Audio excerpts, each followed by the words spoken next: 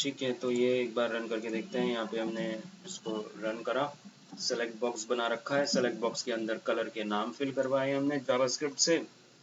ये जावास्क्रिप्ट से एरे बनाया है और एरे के अंदर वैल्यू फिल करवा दी। अब हमें क्या करना है, ऑन चेंज पे जैसे ही हम यहाँ से कलर का नाम लें तो वही कलर चेंज हो जाए। तो उसके लिए अभी तो हमने CSS लिखा है, CSS को कर देते हैं कमेंट। तो अब हमें क्या करना है, बॉडी का कलर चेंज करना है। तो बॉडी को एक्सेस करने के लिए मैंने क्या लिख दिया, आईडी लिख दी बॉडी की। तो बॉडी की आईडी मैंने बॉडी ही लिख दी, कोई भी नाम हो सकता है। अब मुझे करना है बॉडी का कलर चेंज, तो मैं लिखूंगा यहाँ पे बॉडी डॉट स्टाइल। सेम वही कोडिंग जो हम ऊपर लिख रहे थे वही हमें यहाँ पे लिखनी होगी। बॉडी डॉट स्टाइल के बाद क्या था, बॉडी स्टाइल के बाद था बैकग्राउंड। तो यहाँ पे हम लिखेंगे dot background.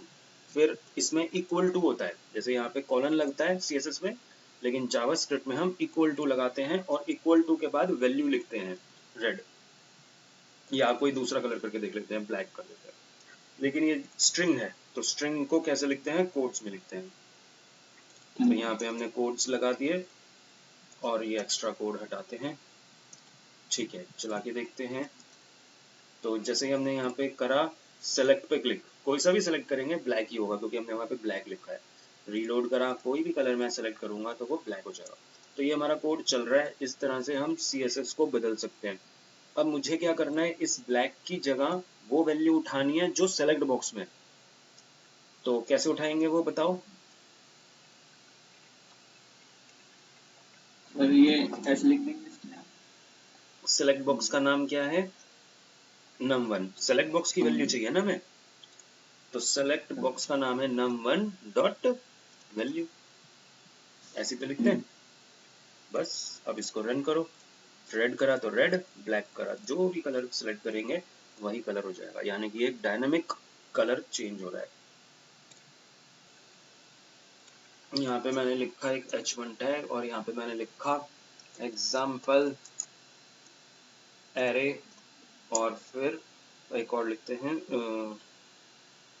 Apply CSS using JS। CSS हम यूज कर रहे हैं JS के थ्रू। तो ये जो हमने टेक्स्ट लिखा है इसका कलर चेंज करना है हमने। यहाँ से रेड पे क्लिक करें तो इसका कलर रेड हो जाए। तो जिस तरह से हमने फॉन्ट बैकग्राउंड कलर चेंज किया था, अब हमें करना है टेक्स्ट कलर चेंज। तो H1 का चेंज करना है, तो यहाँ पे ID, इसका मैंने ID they the my H1, या हेडिंग लिख देते हैं, हेडिंग। इसके टैग से भी तो कर सकते हैं। कैसे टैग लिखते, टैग, जैसे कि हम लिखते हैं डॉक्यूमेंट डॉट टैग लिख के भी तो कर सकते हैं। हाँ यहाँ पे क्लास से भी कर सकते हैं। हाँ यहाँ पे हम क्या लिखते हैं, document dot gate element by. अब यहाँ पे जो लिखा हुआ है ये ID भी लिखा हुआ है, ID हमने यूज किया है। क्लास नेम भी यूज कर सकते हैं, नेम का मतलब टैग नेम ही है, और टैग नेम भी यूज कर सकते हैं। ज्यादातर ये तीन चीजें ही चलती है, ID, क्लास नेम और टैग नेम।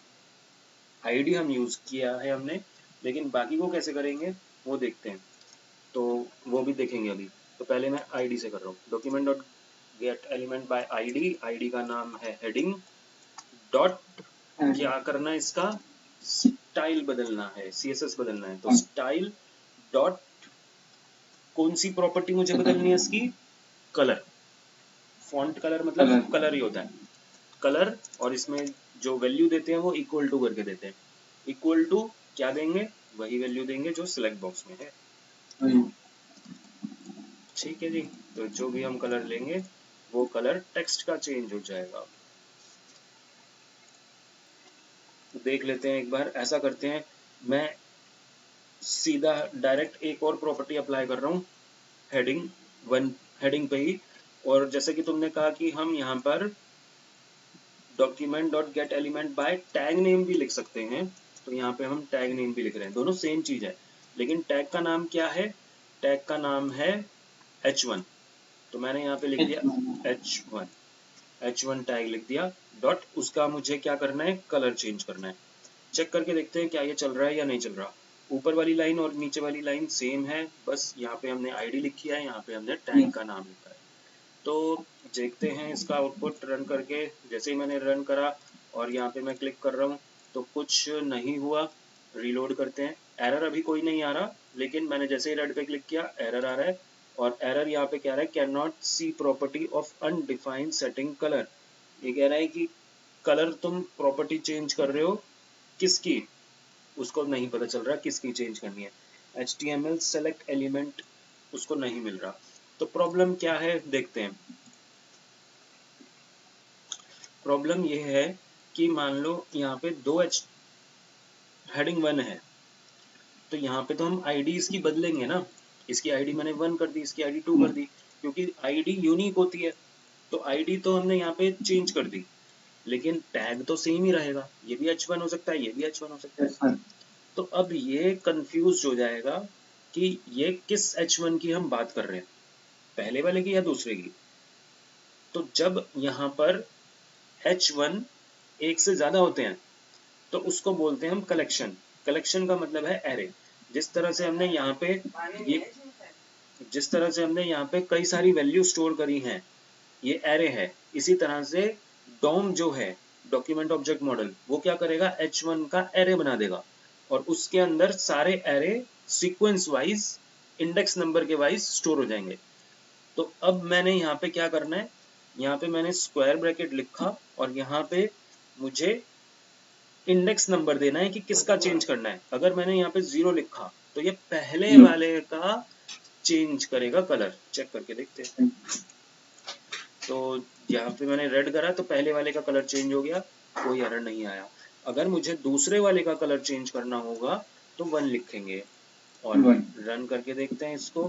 ब्लैक तो है ही पहले से ही, तो इस बार ये दूसरे वाला कलर चेंज हो रहा है। तो इस तरह से हम टैग नेम का यूज कर सकते हैं और उसके आगे हमें इंडेक्स नंबर देना होगा। ठीक है। अब दोनों का करना है, दोनों H1 का करना है, तो उसके लिए फिर लूप लगाओ। इस लाइन को लूप के अंदर डाल देंगे और यहाँ पे I लिख देंगे। कर लोगे या करके दिखाऊं? कर लेंगे। कर लोगे। फॉर लूप चलाना है बस, जैसे यहाँ पे I लिखा है यहाँ पे I लिख दोगे तो वो हमारा जितनी बार भी हमने लूप चलाया उन सब का कलर चेंज कर देगा। अब H1 कितने हैं वो तुम्हें काउंट करने पड़ेंगे, उतनी बार लूप चलाना है। तो जिस तरह से हमने यहाँ पे हेडिंग लिखी, ये पहले वाले का करेगा, हेडिंग 1 का। ये हेडिंग 1 लिख दी मैंने क्योंकि इसकी आईडी अब हेडिंग 1 है। और दूसरे वाले का मैं क्या कर रहा हूँ, दूसरे वाले का मुझे फॉन्ट साइज चेंज करना है। तो जावास्क्रिप्ट में फॉन्ट साइज कैसे लिखते हैं, ऐसे लिखते हैं। CSS में कैसे लिखते हैं, फॉन्ट कैसे लिखते हैं बताओ। CSS में फॉन्ट साइज हाँ, फॉन्ट हाइफन साइज। लेकिन जावास्क्रिप्ट में कैसे है, कैमल केसिंग है। कैमल केसिंग का मतलब क्या होता है, फॉन्ट पहला अक्षर है, पहला वर्ड वो छोटा, और जो दूसरा वर्ड है हाँ, कैमल केसिंग का मतलब जैसे कैमल की शेप होती है, एक नीचे ऊपर ऊपर नीचे, तो उसी तरह से वो ये साइज बना है, इसको हम कैमल केसिंग बोलते हैं। तो ये हमारा फॉन्ट साइज हमने दिया और इसकी वैल्यू देनी है अब हमें। तो इसकी वैल्यू कितनी है, कैसे देते हैं CSS में वैल्यू, कोड्स के अंदर पिक्सल में भी देते हैं और पिक्सल में बताओ क्या लिखते हैं, 20 पिक्सल। हाँ 20px। लेकिन ये जो px लिखा है हमने यहाँ पे, ये क्या हो गई, स्ट्रिंग हो गई। और जावास्क्रिप्ट में स्ट्रिंग को कैसे लिखेंगे, कोड्स के अंदर लिखते हैं। तो ये हमने लिखा, चेक करके देखते हैं।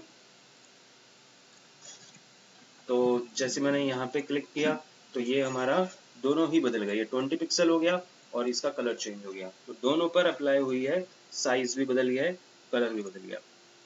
तो यहाँ पे तो हमने स्टैटिक साइज दिया है। स्टैटिक का मतलब 20 ही रहेगा, वो बड़ा डायनामिकली नहीं बढ़ा सकते उसको, रन टाइम पे बढ़ा नहीं सकते, घटा नहीं सकते। जिस तरह से हमने कलर को चेंज किया है उसी तरह से तुम्हें अब करना है फॉन्ट साइज को चेंज। वो मैं बताता हूँ। तो इतना कोई डाउट है इसमें? No sir. ठीक है, ये टेक्स्ट बॉक्स हो गया, ये 3 सेलेक्ट बॉक्सेस हो गए। सेलेक्ट बॉक्स के अंदर पहले में क्या आएगा, कलर के नाम आएंगे। तो कलर के नाम तुम कुछ भी लिख देना, रेड ग्रीन ब्लू।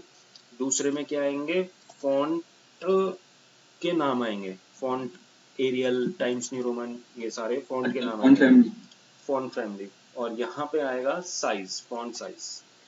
जिस पे हम क्लिक करेंगे, अगर तुमने यहाँ पे कलर सेलेक्ट करा तो इसका कलर चेंज हो जाएगा, अगर फॉन्ट सेलेक्ट करा है तो इसका फॉन्ट चेंज हो जाएगा। इसी तरह से साइज भी करना है। क्वेश्चन क्लियर हो गया? Yes sir. ठीक है, इन तीनों का तुम्हें क्या करना है, एरे बनाना है। और एरे के अंदर फिर वही वैल्यू यहाँ पे डलवाओगे और यहाँ से सेलेक्ट करके ऑन चेंज पे इस पे अप्लाई हो जाएगा। एरे इसलिए बना रहे हैं साइज का भी, क्योंकि साइज सीक्वेंस वाइज नहीं होते। 18 के बाद 20 आ रहा है, 20 के बाद 24 आ गया, है ना? तो वो ऐसे नहीं कि 20 21 एक एक करके। तो तुम यहाँ पे कुछ साइज, कुछ फॉन्ट, कुछ कलर के नाम दोगे और इस पे अप्लाई करोगे। ठीक है, यहाँ पे हमने एक पैराग्राफ बना रखे हैं, 2 की क्लास दे रखी है रेड। और जावास्क्रिप्ट में मुझे क्या करना है, कलर करना है रेड जावास्क्रिप्ट के थ्रू। किसका करना है, पैराग्राफ का करना है। तो अभी हमने क्या देखा था, document dot gate element by ID use कर रखा है हमने, document dot gate element by tag name भी हमने यूज कर लिया था, और document dot gate element by class name अब हम करेंगे, है ना? अगर हमें टैग नेम से करना है तो वो चारों पी का पैराग्राफ का चेंज कर देगा, चारों का नहीं करना तो फिर हमें 01 लिखना होगा। लेकिन हमें ये नहीं पता कि वो रेड क्लास सीक्वेंस वाइज है या अगर ऐसे होगा, तो ये तो टैग नेम से अब हो ही नहीं पाएगा, क्योंकि हमें 0 का करना है और 2 का करना है, मतलब बीच बीच में से कोई भी वैल्यू है। तो उसके लिए हम यहाँ पे सीधा ही क्लास को टारगेट करेंगे। Document dot gate element by class name, class name क्या है, रेड है। रेड कितनी क्लास हो सकती हैं, कई सारी क्लासेस हो सकती हैं रेड के नाम से। तो रेड के नाम से कई सारी क्लासेस हैं, तो इसका मतलब ये भी क्या है, एरे है। तो यहाँ पे हमें स्क्वायर ब्रैकेट लगाना ही होगा और वहां पे इंडेक्स नंबर देना होगा। तो 0 का मतलब क्या है, पैराग्राफ 1 पहले वाली। इसका मुझे लिखना है style dot colour equals to red. अब मुझे किसका करना है, थर्ड पैराग्राफ का करना है, इस वाले पैराग्राफ का भी जिसकी ये क्लास है। तो यहाँ पे इंडेक्स नंबर इसका क्या हो जाएगा, चेंज, क्या लिखेंगे, 1 आएगा। इससे कोई फर्क नहीं पड़ता, यहाँ पे 1 है 3 है, मेन है ये 0 है ये 1 है, तो 1 आएगा, बिल्कुल सही। और अब इसको रन करके देख लेते हैं। तो 1 का हो रहा है, 3 का हो रहा है, जहां पे भी हम रेड लिखेंगे उसका वो स्टाइल अप्लाई कर देगा।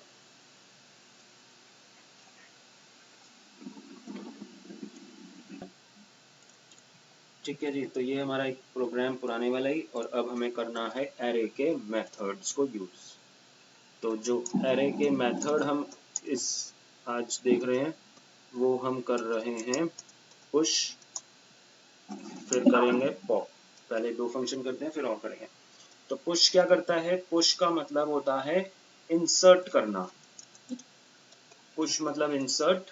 पॉप का मतलब क्या है, पॉप का मतलब है डिलीट। चेक करते हैं कैसे पुश करेगा यानी कि इंसर्ट करेगा। तो यहाँ पर मैं लिख देता हूँ एस, एस क्या है, हमारा एरे का नाम है, या मैं इस कलर यहाँ पे मैं एरे का नाम कलर्स लिख देता हूँ, थोड़ा सा मीनिंगफुल लिख दिया हमने नाम। और यहाँ पे भी मैं चेंज कर दूंगा जहाँ जहाँ पे भी हमने एस लिखा था। ठीक है, colours dot push. Visual studio code भी काफी अच्छा रीडर है और यहाँ पे बता भी देता है। पुश मैंने लिखा तो इसकी ये डेफिनेशन दिखा रहा है, ये क्या करता है, अपेंड करता है। जैसे मैंने यहाँ पे इंसर्ट लिखा है, इंसर्ट से बेटर वर्ड अपेंड है। क्यों, क्योंकि इंसर्ट का मतलब होता है ऐड करना। कहाँ पर ऐड करना, कहीं पर भी, शुरू में इंसर्ट करना है, शुरू में कोई वैल्यू डालनी है तो उसको भी हम इंसर्ट बोलेंगे, बीच में डालनी है तो भी इंसर्ट, एंड में डालनी है तो भी इंसर्ट। लेकिन अपेंड का मतलब है, अपेंड के एंड में क्या आ रहा है, एंड। तो ये क्या करता है, एंड में ही ऐड करेगा ये, बीच में ऐड नहीं कर सकता ये। तो जब पुश लिखते हैं हम, तो पुश का मतलब है ऐड करेगा एंड में आइटम को। तो यहाँ पे हमें आइटम देना है ब्रैकेट्स के अंदर, यहाँ पे दिखा भी रहा है आइटम्स कई सारे भी हो सकते हैं, एक भी हो सकता है। तो यहाँ पे मैं सीधा ही एक आइटम लिख रहा हूँ और मेरा जो आइटम है वो स्ट्रिंग है। तो कोड्स लिखा मैंने, ब्लू कलर लिख लेते हैं। तो ब्लू कलर मैंने ऐड किया और फिर लूप चलाया है जो कि क्या करेगा, सेलेक्ट बॉक्स में ऐड करेगा। तो ब्लू कलर यहाँ पे आ चुका और वो कहाँ पे आया है, बिल्कुल एंड में आया है। तो ये था पुश का तरीका। अब हम देखते हैं पॉप कैसे होता है। तो पॉप मैंने जैसे बताया डिलीट करेगा, तो डिलीट कैसे देखते हैं। Cell colours dot pop, pop के अंदर क्या लिखा हुआ है, खाली ब्रैकेट्स लिखे हुए हैं, रिमूव, और इसकी डेफिनेशन में लिखा है रिमूव द लास्ट एलिमेंट। ये क्या करता है, ये डिलीट करता है लेकिन केवल लास्ट वैल्यू को, मतलब लास्ट वैल्यू को डिलीट करने के लिए हम पॉप यूज करते हैं। तो यहाँ पे खाली लिखेंगे, कोई वैल्यू तो लिखेंगे नहीं। तो यहाँ पे हमने पॉप लिखा तो लास्ट वैल्यू कौन सी थी, ब्लू ही थी, तो ब्लू ही डिलीट हो जाएगी। तो जैसे हम देखेंगे तो ब्लू उसने ऐड करा होगा पुश ने, फिर डिलीट कर दिया। अगर मैं 2 बार पॉप लिख दूंगा तो एक बार ब्लू डिलीट होगा, दूसरी बार एक बार ग्रीन भी डिलीट हो जाएगा। 3 ही नंबर्स रह गए हैं, पहले 3, बाकी पीछे के 2 डिलीट हो गए पॉप से।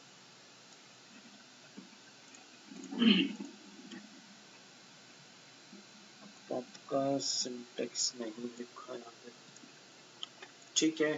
तो एक बार ऐसा करते हैं, पॉप के अंदर यहाँ पे कोई वैल्यू लिख के देखें, 2 या 0 लिख के देखते हैं क्या वो, 1 कर दो, 1 कर दिया मैंने। और यहाँ पे हम देख रहे हैं तो रेड के बाद ब्लैक पिंक आ रहा है, रेड ब्लैक पिंक, तो इससे कोई फर्क नहीं पड़ रहा, 1 दे दिया हमने तो एरर भी नहीं है कोई, उसने अपना काम वही करा है, यानी कि लास्ट वाली को ही डिलीट करा है। ब्लू और ग्रीन ही डिलीट हो रहे हैं, यानी कि ये कोई फायदा नहीं है इस लिखने का इसका, तो ऐसे ही आएगा स्टेटमेंट। तो पुश और पॉप का सिंटेक्स केवल इतना सही है। अब हम कर रहे हैं अगले मेथड्स जो कि हैं शिफ्ट और अनशिफ्ट। सेम ही है, पुश पॉप की तरह ही ऐड और डिलीट कर रहा था, ये भी ऐड और डिलीट करता है। शिफ्ट का मतलब डिलीट है और अनशिफ्ट का मतलब ऐड है, ठीक है। ये अनशिफ्ट का मतलब है ऐड करना, लेकिन कहां पर, बिगिन में, शुरू में ऐड करेगा ये। पुश क्या कर रहा था, एंड में ऐड कर रहा था, अनशिफ्ट ऐड करता है शुरू में। शिफ्ट क्या करता है, डिलीट करता है। कहां से शिफ्ट करेगा, बिगिन से। शिफ्ट कहां से डिलीट करेगा, फर्स्ट एलिमेंट, ठीक है। मतलब वही बिगिन से डिलीट कर रहा है। पॉप लास्ट से डिलीट कर रहा था, शिफ्ट शुरू से डिलीट करेगा, अनशिफ्ट भी शुरू से ही ऐड करेगा। चेक करके देखते हैं, शुरू में ऐड करना है मुझे कलर्स के अंदर, तो कलर्स डॉट शिफ्ट, बाकी सबको शिफ्ट कर देगा, यहाँ पे लिखा हुआ भी है, शिफ्ट नहीं अनशिफ्ट ऐड करना है ना हमें, तो अनशिफ्ट लिखेंगे। और यहाँ पे लिखा गया insert new element at the starting of an array, तो स्टार्टिंग में ऐड करेगा, मुझे ऐड करना है वाइट कलर। मैंने यहाँ पे देखा इसका आउटपुट रन करके, तो सबसे पहले क्या आ गया, वाइट आ गया। तो इस तरह से ये ऐड हुआ। और अब मैं अगर यहाँ पे लिखता हूँ अनशिफ्ट, अनशिफ्ट में हम कुछ भी नहीं देंगे, क्योंकि वो फिक्स है कि भाई क्या ऐड करना है वो तो हमें बताना पड़ेगा, लेकिन डिलीट करना है तो उसके लिए फिक्स्ड है पोजीशन, शुरू वाला ही डिलीट होगा। तो हम यहाँ पे कोई वैल्यू नहीं देंगे, वाइट ऐड हुआ और डिलीट भी हो गया। 2 बार मैं लिख दूंगा अगर शिफ्ट शिफ्ट, तो 2 बार डिलीट हो जाएंगे, तो रेड भी शुरू से डिलीट हो जाएगा, 2 ही कलर रह गए, ब्लैक और क्लियर।